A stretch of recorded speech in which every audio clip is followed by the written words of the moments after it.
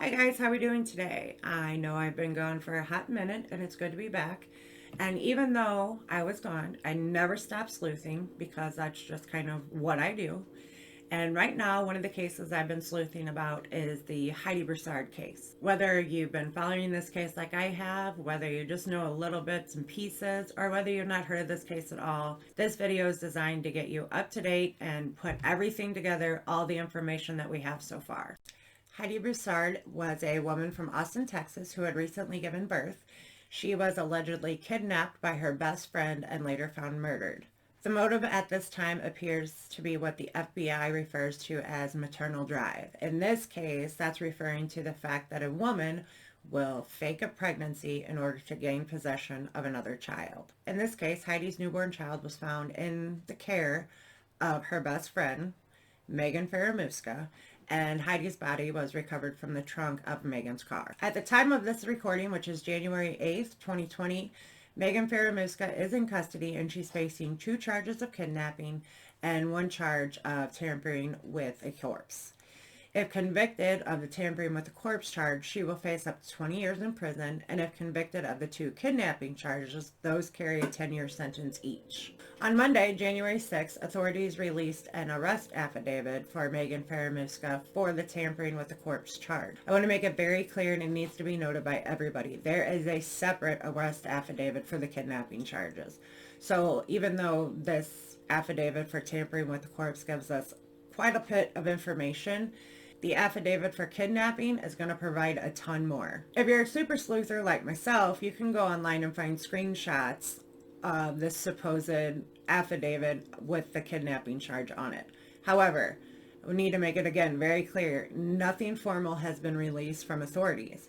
So even though I found a few pages of what's said to be that affidavit and I've read that information, I'm not comfortable sharing anything on there because it's not been formally released and there's no way to verify that those are actually factual and real documents. Today, we're going to do a TLDR review of the tampering charge affidavit. After reviewing the affidavit, we're going to add that new information to the timeline of events that took place during the search for Heidi and her child. This video will contain a lot of information, including news reports, including pictures, including documents. So this is going to be chock full of information, and I'm trying to tie everything in together and base my information solely on documents and information that has been verified from authorities. All sources and document information is going to be listed in the description box down below. The PowerPoint timeline that I'm going to show below is going to be open for anybody to use. If you want a copy of that to use for your own content or to share on social media, you're welcome to do so. All I ask is that you credit me. Just shoot me an email. It's listed in the description box below, or give me a shout on any sort of social media. All my links are found on the About page on my YouTube channel. So like I said, it's welcome to everybody. I'm perfectly happy sharing it if it helps get correct information out. So with that being said, let's go over this affidavit. I'm going to make it very clear. I'm going to try not to add any sort of speculation. If I have a question or an observation, I will make it very clear that it's my own opinion and my own thought. Didn't come from the document. It'll be totally separate from that, and you'll see that. All right, so let's get going. So here we are on the front page of the affidavit. It says, affidavit for warrant of arrest and detention. The undersigned affiant, who, after being duly sworn by me on oath, makes the following statement. I have good reason to believe and do believe that Magen Fieramusca, on or about December 12, 2019, in Austin, Travis County, Texas, did then and there commit the offense of tampering with a corpse, which is a second-degree felony. Bullet point number 1 talks about your affiant. An affiant is basically just the investigator. In this case, the investigator is Detective B. Harries. Detective Harries is the one who has basically sworn to all the information that we're about to go through. Detective Harries is assigned to the cold case unit and the missing persons unit, and he was assigned to this case. On Tuesday, December 12, 2019, Detective Harries was on call, and he received a call from the Austin Police Department to respond to Heidi and Shane's apartment after Shane reported Heidi and the baby missing. You'll notice in this bullet point that they state, will hereafter be referred to her as newborn child. They do not state the baby's name in this entire document.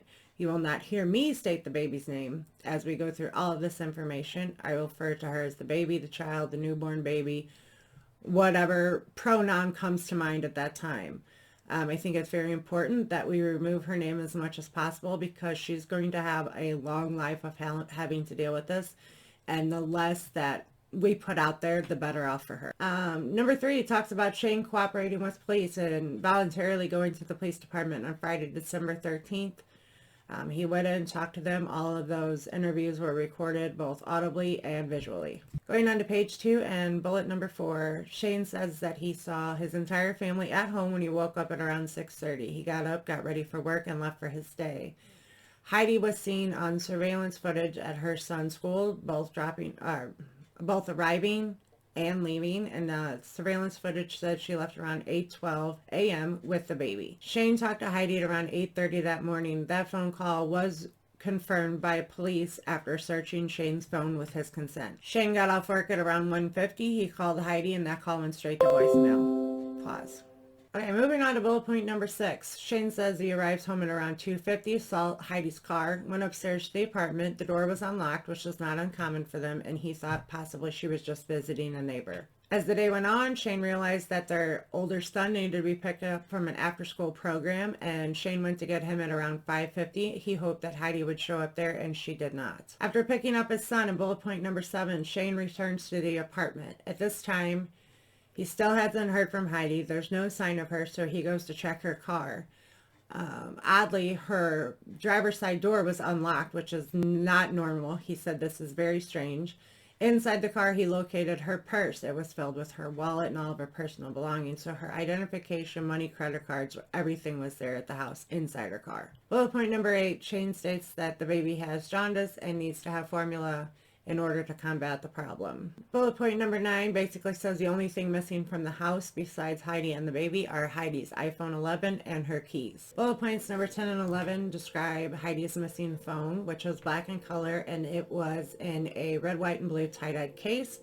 Shane also describes Heidi's key ring as only having 3 or 4 keys on it. It had a Honda chip-enabled key and 1 key with blue tape on it. Bullet point number 12 just reiterates the fact that there was nothing taken that would help to care for the child. No diaper bag, no necessities to care for her, no car seat was taken. Both our car seats were still in the home. And at the end of this bullet point, they talk about a friend who said she would never leave without her elementary school age child. Bullet point number 13, Shane began to call friends and family and eventually filed a missing persons report at 7:31. Austin police officers did a search of the area, knocking on doors. They also did a reverse 911 call, and they released pictures to the media. Bullet point number 14 just talks about the legal mumbo jumbo you have to go through in order to get access to his cell phone records. Basically, all they did in this bullet point was confirm that her number was through T-Mobile. Bullet point number 15 talks about an emergency ping that was put into place for Heidi's phone. It started at around 5 p.m. on Friday the 13th and went through Sunday the 15th. At this time, there was no ping activity, and that indicated that the phone was off. Now, from here on out, it's going to get a little wonky. It's going to go back and forth between timelines. It gets very confusing, but I'm going to help try to clear that up later on in the video. Number 16. Shane begins talking about Magen. According to Shane, Magen Fieramusca, also known as Megan Humphrey, which we're going to talk about, and Heidi Broussard have been friends since attending the Texas Bible Institute in Columbus, Texas, approximately 10 years ago. Magen Fieramusca and Heidi Broussard speak on the phone regularly, so he knew they were close. Bullet point number 17. Shane said that Magen and Heidi became pregnant around the same time and were both due towards the end of 2019. Shane said that he did see Magen in what he believed a pregnant state. He said that as he saw her, she was holding her stomach as to support the weight of her unborn child. On November 25th, 2019, Heidi's water broke and they went straight to the hospital. Number 19, on November 26, 2019, Magen drove from Houston to Austin while she was believed to have been around 37 weeks pregnant. On that afternoon, Heidi and Shane gave Magen a key to their apartment. Bullet point number 20 talks about investigators speaking to a nurse at the hospital that overheard Magen and Heidi talking about Megan's pregnancy. Bullet point number 21. Shane Carey reported that Heidi Broussard delivered her newborn child on November 26, 2019. The following people were in the room. Now, not all of them are names. Some are initials, but I want to read this word for word because this one's kind of important.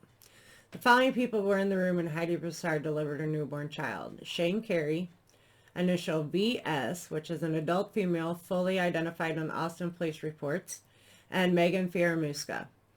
Additional family members entered the room after the birth. The newborn child was first held by Heidi, then by Shane, then by VS, then by Shane Carey's father. Immediately after Shane Carey's father was handed his grandchild, Magen Fieramusca interjected herself and asked to hold the baby, stating that she had to leave. Shane Carey's father was surprised by the actions of Magen Fieramusca and that his first introduction and time with his grandchild was interrupted by a friend of Heidi's. Bullet point number 22. Magen told Shane she would leave the key to their apartment on the counter. Shane said that key was never seen again. Bullet point number 23. Magen left the hospital no more than 1 hour after Heidi gave birth to the baby. Then she returned to Heidi and Shane's apartment. She stayed overnight and left on November 27th. Bullet point number 24 talks about stationary license plate readers capturing Magen's car traveling from Houston to Austin on the day of the baby's. Bullet point number 25. Shane Carey reported that on December 8th or 9th in 2019, he learned from Heidi that Magen had delivered a baby girl. Shane said he did not see any pictures of this child. Bullet point number 26 talks about a resident of Shane and Heidi's apartment complex who had exterior cameras at their apartment. The exterior cameras did capture Magen's car at 9:05 a.m. on December 12, 2019, heading towards Shane and Heidi's apartment. Now, bullet point number 27 makes things extremely interesting and leaves a few questions to us kind of reading over this in the public saying, what the hell? So I'm going to read number 27 word for word because it is important. On December 18th, 2019, MW, an adult female fully identified in Austin police reports, provided a statement to detectives. The statement was captured on fixed audio and video recording system. MW stated that on December 11th or 12th, 2019, she was driving through the rear of the complex at 744 West William Cannon. MW stated that she saw a four-door vehicle believed to be light in color stopped in the parking lot perpendicular to the parking places. MW stated that she saw a white adult female walk from between buildings 7 and 8 towards the vehicle parked perpendicular to the provided parking spaces. The adult white female was carrying a small infant who was wearing a knit cap. The adult female carrying the small infant walked towards the vehicle parked perpendicular to the provided parking spaces. MW saw a female exit the front passenger seat and greet the adult female who was carrying the small infant. The front seat passenger opened the rear passenger side door of the vehicle. The adult female carrying the small infant entered the rear passenger seat. Both doors closed and the vehicle drove away. MW stated that there was not time for the adult female to secure the infant to any type of child restraint system before the vehicle drove away.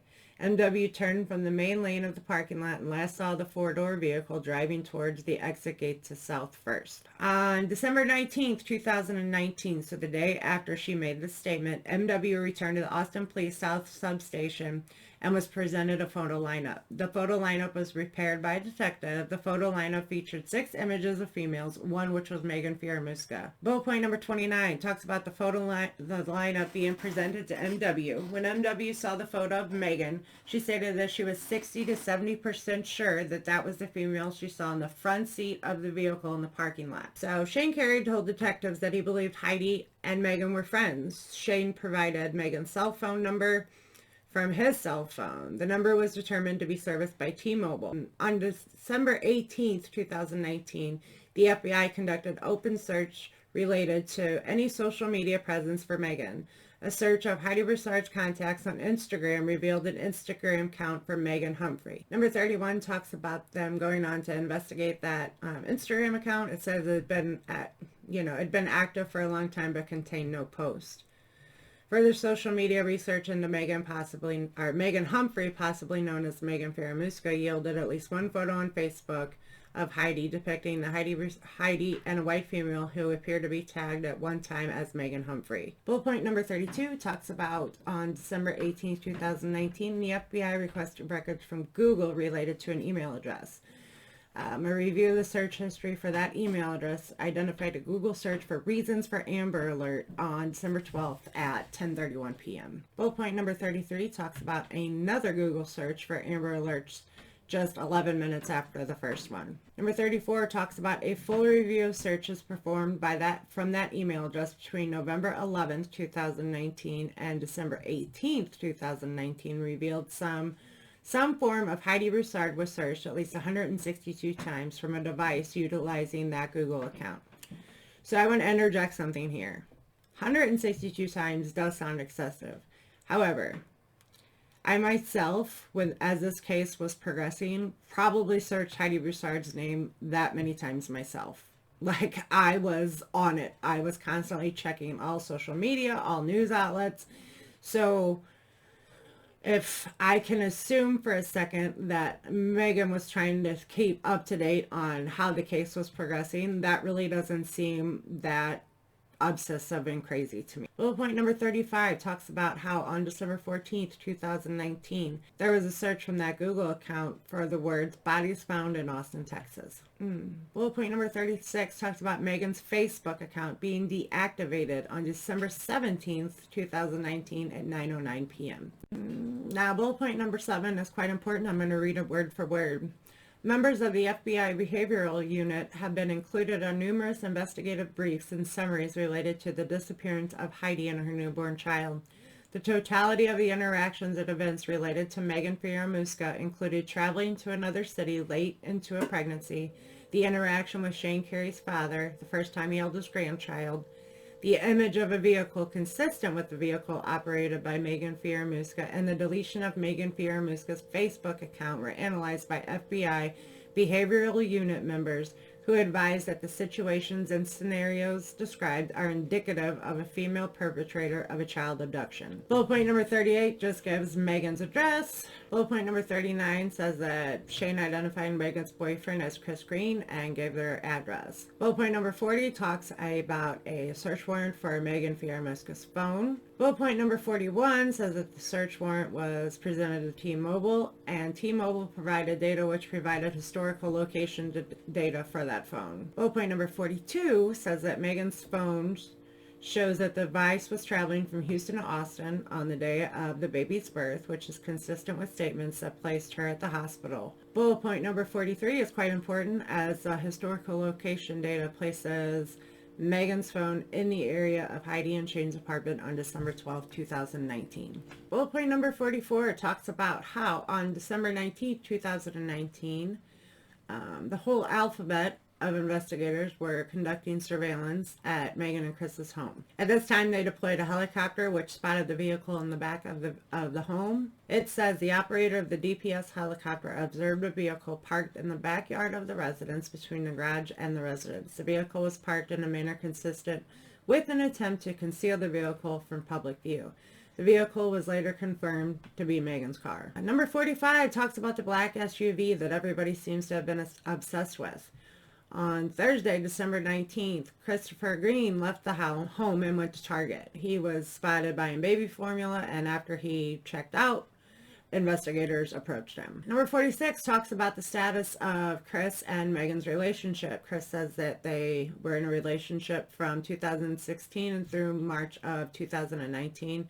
Even after they've broken up, both of them still live in the home. Bullet points number 48 and 49. Chris has shown the Nick McFlyer of the missing Heidi and her baby, at which time Chris responds, "That's the baby at my house." Bullet point number 50 says that the agents back at the house were notified of the interaction with Chris Green, and at this time they saw Megan walk out of the house with a cell phone and a baby monitor. Bullet point number 51 talks about the first interaction with Megan, who stated at that time that on December 12, 2019, she left to go to the beach with a cousin while Christopher Green stayed in Houston working. Christopher Green saw Megan next on Friday, December 13, 2019. Megan greeted him and said, "Don't be mad, don't be mad." Chris asked why would he be mad. Megan told him that there was a baby on the bed. She said that she went into labor and delivered their baby without his knowledge. Bullet point number 52, Magen then told the ranger that she went into labor on Thursday, December 12, 2019. She stated she went to a birthing center that she could not remember the name of, and she said that the only people there were the employees of this birthing center. She said that she brought the baby home on December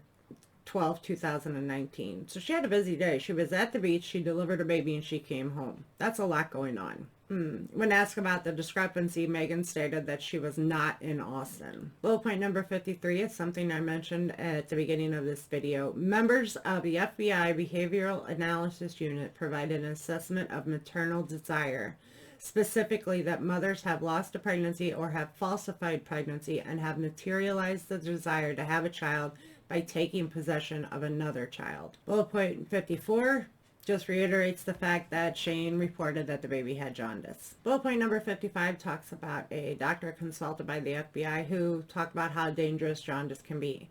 Bullet point 56 states that Christopher Green was purchasing the formula which Shane said was necessary to treat the jaundice at home. Due to the unknown status of the treatment of the newborn child's jaundice, which could lead to severe brain damage if untreated, members of the Texas Department of Public Safety approached the home to check on the welfare of the newborn child. Number 58 talks about them securing the perimeter and going in to check on the child. The troopers located a young infant child whose physical appearance is consistent with that of Heidi's baby. Bullet points number 59 and 60 talk about investigators smelling the odor of decomposing flesh, and this led them to Magen's vehicle, which was parked in the rear of the home. Bullet points number 61 and 62 talk about obtaining the search warrant for the vehicles and the home on Bojack Drive. Bullet point number 63 is when they searched the car and did find the body of Heidi in the rear of the car inside a black duffel bag, which is horrific. Bullet point number 64 is a probable cause statement. It reads, your affiant has probable cause to believe that Magen Fieramusca did on or about December 12, 2019, knowingly tamper with a human corpse. Magen Fieramusca, knowing that an investigation was pending or in progress, concealed the human corpse in the trunk of the vehicle registered to Magen Fieramusca with intent to impair its availability as evidence in the investigation. And it was signed by everybody it needed to. So that is the arrest affidavit for the tampering of corpse charge. And so we need to remember that there are separate documents for the arrest affidavit for the kidnapping charges. So now that we've gone through all that information, what I've done is taken the information from that affidavit and put it into the timeline of events that we knew took place up until the point where they were at Magen Fieramusca's home. So now we're going to review this timeline and talk about how all the things match up, the inconsistencies that Magen has going on, and we're going to kind of come up with some more questions probably. So bear with me, we're going to go through this and then we're going to wrap things up. So now we're going to talk about how the arrest affidavit for the tampering with the corpse charge ties into the timeline that we're already aware of. Now please keep in mind that this is current as of January 8th, 2020. If you're watching this later on, this timeline is clearly going to change. More information will be out, but at least for the time being, this is current. In regards to the birth of baby Carrie, Heidi's water broke on 11/25/2019. Magen was notified of the impending birth and traveled to Austin from Houston on the 26th. Magen held the baby and left the hospital within an hour of the birth. Magen was given a key and spent the night at Shane and Heidi's apartment. Cell phone records and stationary license plate readers verified Magen was in the Austin area at this time. On December 11th, 2019, Heidi's mom returns home after staying to help Heidi since the baby's birth. So it's important to note that on December 12th would have been the first day that Heidi would have been kind of doing the routine all on her own. On December 12th, 2019, Shane sees his entire family at the home at 6:30 a.m. Heidi is seen dropping son off at school and leaves school at 8:12 a.m. and that's the picture you see here on the screen. There's a confirmed call between Heidi and Shane at 8:30, and Shane called Heidi at 1:50 with no answer. Shane returned home at around 2:50, saw Heidi's car, assumed she was at a neighbor's home. Shane picked up their son at 5:50, returned home, and located Heidi's purse in her car. Shane called police at 7:30 to report Heidi and the baby as missing. Continuing with December 12, 2019, with information that we found out from the affidavit. A witness came forward on 12/18/2019 to say she saw what she believed to be Megan exiting the passenger seat of a vehicle to greet a woman carrying a small infant. The passenger of the car then opened the backseat passenger door for the woman and child to enter. Witness says the car quickly drove away. Megan's car caught on neighbor's surveillance camera at 9:05 a.m. driving towards Heidi and Shane's apartment. Cell phone records confirm that Megan's phone was in the area of this apartment complex on 12/12/2019. That evening, Megan made multiple searches related to Amber Alert. Well, Austin police are searching for a mother and her 2-week-old child. Police say Heidi Broussard and her newborn, Margaret Carey, were last seen yesterday morning dropping off a child at Cowan Elementary School in South Austin around 7:30 a.m. Investigators believe they returned home near West William Cannon and South First Street, but have not been seen or heard from since. Heidi is 5'3" tall. She weighs 150 pounds and has long dark hair with highlights. Baby Margot is just 2 weeks old. She's 7 pounds, 7 ounces. If you've seen either of them, please call police. On December 13th, 2019, Shane meets with investigators and begins to plead with media for Heidi's safe return. Shane reported that the only missing items were Heidi's iPhone 11 and her keys. Heidi and baby first appeared on local news reports as missing. An emergency ping of Heidi's phone ran from Friday at 4:56 p.m. until Sunday afternoon with no location results indicating the phone was not in use. So as the search is getting underway for Heidi and her newborn, also on December 13th, Chris Green is arriving back to the home that he shares with Magen Fieramusca. He is greeted with, "Don't be mad, don't be mad." Chris is like, "Why would I be mad?" Megan showed him the baby on the bed and said she had given birth without his knowledge. On December 14th, Google searches indicate that Megan searches for bodies found in Austin, Texas. On December 17, 2019, it's noted that the FBI joined on the search the previous day. APD provided a brief update on the case, which we're going to watch a little bit of now. Asked for the help of the FBI. The FBI is sending in the CARD team, that's the Child Abduction Response Deployment Team, here to Austin to assist with this investigation and with this search for Heidi and for Margot. Throughout this investigation, we've had the assistance of a number of units, both locally, statewide, and nationally, including the Austin Police Department Missing Persons Unit, the Austin Police Department Special Investigations Unit, the Texas Department of Public Safety, the Texas Rangers, the Federal Bureau of Investigation, the Travis County Search and Rescue Team, as well as the Texas Parks and Wildlife. We've seen a lot of tips that are posted online, and with those tips, we may not find them. We're aware of a lot of Facebook pages, a lot of online channels where people are posting comments that may be relevant to our investigation. We ask that you also share those with the Austin Police Department. Our resources, we're doing our best to keep up with the number of posts, a number of tips that are being posted online, but we ask that you contact us, the Austin Police Department, at area code 512-974-5250 with any tips. So we have an ongoing current investigation. I'm not ready to get into anyone that we have as persons of interest. To be perfectly honest with you, this case is unique in that we don't have a person of interest right now. We're exploring every avenue that we have and every possibility. And to be perfectly honest, anything is possible at this point. And we're working down every angle to try and exclude possibilities and narrow that down to locate Margot and Heidi. And that's why we need the public's help. And if you see Margot or Heidi or have any information about their whereabouts, please contact the Austin Police Department. So we haven't released, and to be honest with you, it's an ongoing investigation. We will not release all the information on what we're doing right now, but I can assure you that continual investigations, whether that be video canvas, speaking to neighbors, family, friends, coworkers, past coworkers, anything along those lines, as well as forensic searches of their digital footprint and any electronic devices, are all being continually evaluated and investigated by us. Heidi's parents also pled for information on the news, and it was heart-wrenching, and here it is. We want him home. So anybody who has her, please let him go. Tonight, a desperate plea from the parents and grandparents of Heidi Broussard and Margot Carey. It's been 5 days since family members reported them missing. Tonight, KVU's Bryce Newberry spoke with Heidi's family, who say they're still holding out hope. Quita, today we learned Austin police still have no persons of interest in this case and no reason to believe Heidi Broussard and Margot Carey have been harmed. Heidi's parents, David and Tammy, say all they want is their daughter and granddaughter to come home.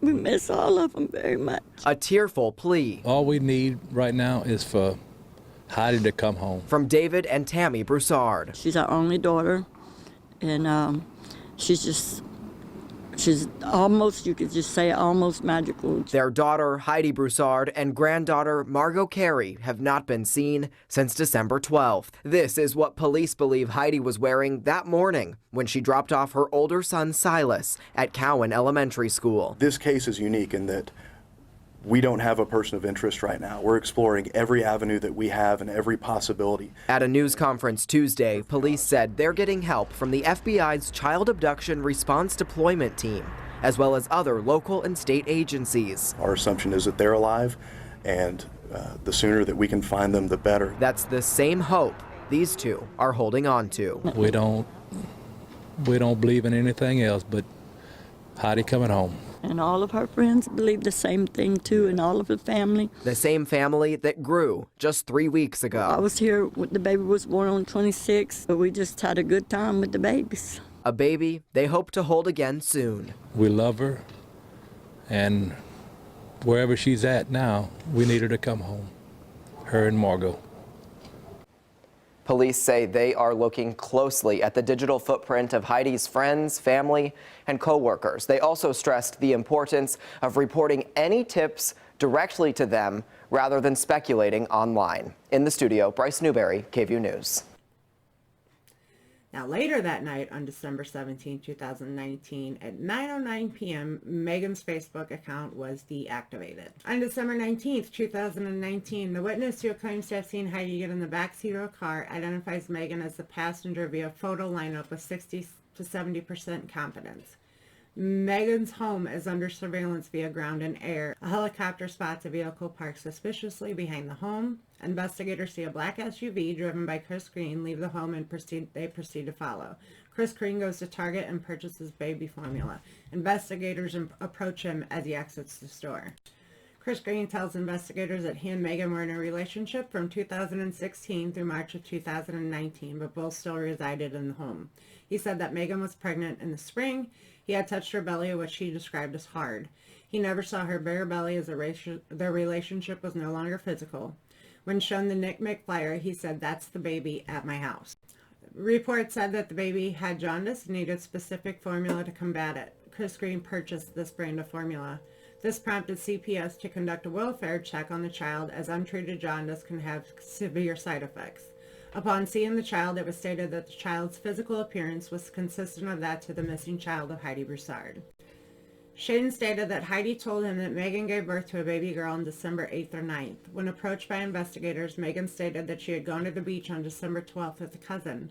Megan also stated that she went into labor on December 12th, gave birth at a birthing center, and returned home the same day. She was unable to remember the name of the birthing center or provide any other information. From November 11, 2019 through December 18th of 2019, searches related to Heidi Broussard were conducted by Megan at least 162 times. Investigators could smell the odor of what they believed to be that of a corpse. It was determined that the odor was coming from the vehicle parked at the rear of the home. After waiting for search warrants to be issued, investigators located a body of a female inside a black duffel bag in the rear of the vehicle. This body was later determined to be that of missing mother Heidi Broussard. On December 20th, a press conference was held and very few details were released. Quite frankly, online sleuths had more information at that point than investigators were willing to release. So we are going to give you all of the information that we can share at this point. We understand there is a tremendous amount of interest in this case, but we're going to give you all the information that we can, and we commit to you that we will give you updates as we can without impacting the integrity of this investigation. On Tuesday, APD Detective Harries gave a very thorough briefing to the media on what had been developed at that point through the investigation, and there's a lot that has happened since that time, most notably the events that took place out in the Houston and Harris County area overnight and into the early morning hours today. What we will confirm at this point is that we did recover an infant female child that we do believe at this time is Margot. However, we are awaiting the results of DNA testing to confirm that identity, and that testing may take us between 48 and 72 hours to get that confirmation. Additionally, we recovered the body of an adult female. We do believe that this is Ms. Broussard. We do have one person that has been arrested and charged. The charges that have been filed at this point are 2 charges of kidnapping and 1 charge of tampering with a corpse. We are not confirming the identity of the suspect at this time. There may be additional charges that are filed in this case as the investigation carries on, and that will be determined as we develop more information and uncover more evidence. As we progress through this investigation, local, state, and federal partners followed tips and leads that were provided by the public.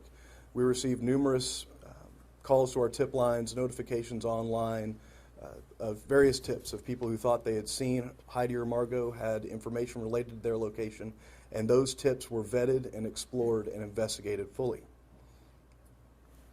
As the week progressed, this current week, a lead was generated that created a location of interest in the Houston area in Harris County. Federal, state, and local resources deployed to that area of Harris County and began to investigate a residence there. Ultimately, those investigators encountered an individual outside of that resident who was detained on Thursday, December 19th, 2019. As the evening progressed, a search warrant was issued for property at that residence, both vehicles and the residence. Those search warrants were signed and were carried out by the Austin Police Department, Department of Public Safety, and with assistance from the Federal Bureau of Investigation as we conducted those searches. During that search, we located a baby who is currently safe, currently healthy, who is currently in the care of Child Protective Services. That child's visual appearance is consistent with that of baby Margot. As the search continued, officers located a deceased adult female on the property. And as Chief Manley said earlier, early indications would lead us to believe that that is Heidi. If you have any information related to the disappearance of Heidi Broussard or her 2-week, now 3-week-old daughter, Margot, we ask that you contact the Austin Police Department at 512-974-5250. Magen Fieramusca appears in a Houston traffic court. Here's a little snippet of that.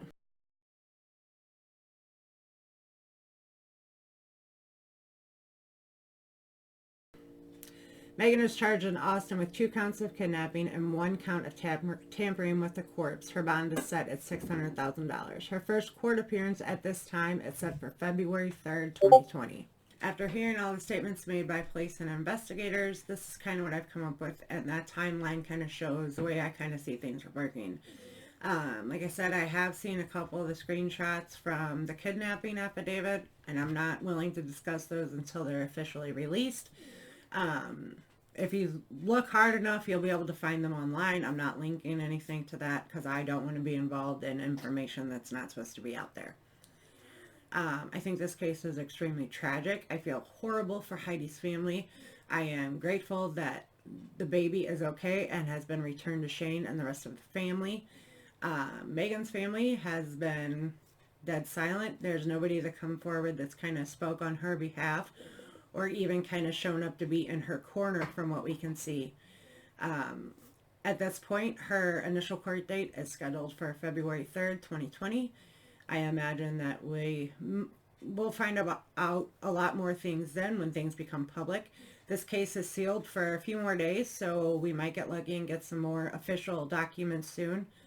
I'm definitely into this case. I'm following it very closely. If you have any questions, comments, you find anything that I was a little bit off on and I need to be corrected, by all means correct me. I want to be in the know. I want to give information that is factual coming from court documents.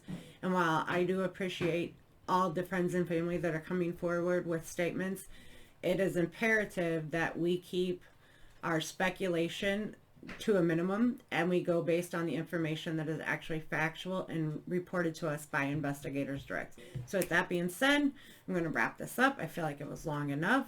I hope you guys are doing well wherever this video finds you. Again, I'm glad to be back. Thank you all for your patience. If you're new here, thank you for coming. I hope you'll come back. Please hit subscribe, like, all the good stuff. You know, I'm pretty sure those buttons down below do something, so why not give it a try? So you guys make it a great day, and I will talk to you soon. Peace out, Girl Scouts.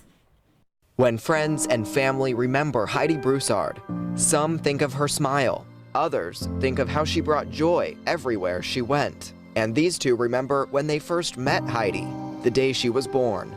They've been a part of our lives our entire life. Rebecca Guillory and Rachel Powell considered Heidi their sister. We just never imagined that something like this would happen. At a Lake Charles, Louisiana funeral home Saturday, Rebecca, Rachel, and dozens of others said their final goodbye to the 33-year-old. While speakers honored Heidi and many in the room were brought to tears, the sound of crying and fussing from baby Margot could be heard above it all. It's Heidi's children that are helping the family through these dark days. We'll get up every day and remember her, and like she said, let her legacy live on, and do our best to make sure the kids know how wonderful she was. Heidi's fiance Shane Carey's father, Ty, calling her a perfect mother. Every fiber of her being was wrapped around in her children. Saturday evening, singing on the Lake Charles waterfront, as Heidi's high school classmates and people from the town where she grew up also said farewell. And for people who never met her but feel like they know her, Heidi's friends say, live the way she did. She chose to be happy. No matter what was going on, she'd always act like, you know what, it's gonna work out. You know, don't sweat the small stuff. Heidi didn't. She loved deeply, loved the same. A love that will never stop, and a smile that won't be forgotten. In Lake Charles, Bryce Newberry, KVUE News.